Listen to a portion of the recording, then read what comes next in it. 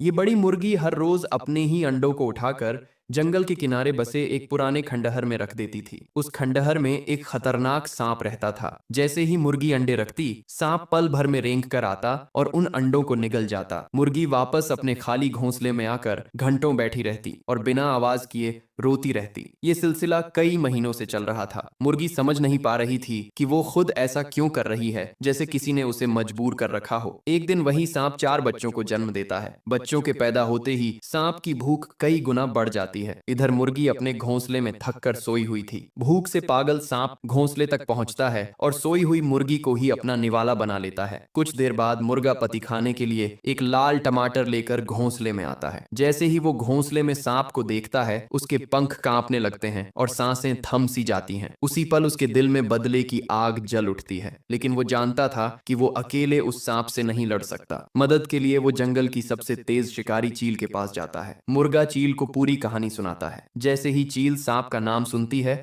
उसका चेहरा पीला पड़ जाता है। वो डर से कांपने लगती है और बिना कुछ कहे वहां से उड़ जाती है। अब मुर्गा अपनी आखिरी उम्मीद लेकर जंगल के राजा बाघ के पास जाता है। बाघ पूरी बात सुनते ही सन्न रह जाता है। डर के मारे वो उसी रात अपनी पत्नी और बच्चों को लेकर जंगल छोड़कर भाग जाता है। अब मुर्गा पूरी तरह टूट चुका था। थक कर वो एक पेड़ के नीचे गिर जाता है और वहीं सो जाता है। उसी रात उसके सपने में उसकी पत्नी मुर्गी आती है और कहती है, ये कोई साधारण सांप नहीं है, ये सांप के भेष में बैठा एक राक्षस है। ये केवल अमावस्या की रात को अपने असली रूप में आता है। हर अमावस्या को ये राक्षस जंगल के जानवरों और पक्षियों को कैद करके उनकी बलि देता है। और याद रखना, इसे सिर्फ अमावस्या की रात को ही मारा जा सकता है। मुर्गे की नींद खुलते ही उसकी आंखों में चमक आ जाती है, क्योंकि अगले ही दिन अमावस्या थी। मुर्गा उड़ते हुए गांव पहुंचता है और एक शिकारी के घर से उसकी बंदूक चुरा लाता है। इसके बाद वो सीधे उसी गुफा में जाकर छुप कर बैठ जाता है। इधर राक्षस अपने असली रूप में बदल चुका था और कई जानवरों व पक्षियों को पिंजरों में कैद करके गुफा में ले आता है, ताकि उनकी बलि दे सके। जैसे ही राक्षस गुफा में कदम रखता है, मुर्गा बिना एक पल गंवाए छह की छह गोलियां उसके सीने में उतार देता है। राक्षस जमीन पर गिरते ही धूल में मिल जाता है। मुर्गा आगे बढ़कर सभी पिंजरों के दरवाजे खोल देता है और सारे जानवर आजाद हो जाते हैं। आज पूरे जंगल में फिर से सुकून लौट आता है। दोस्तों,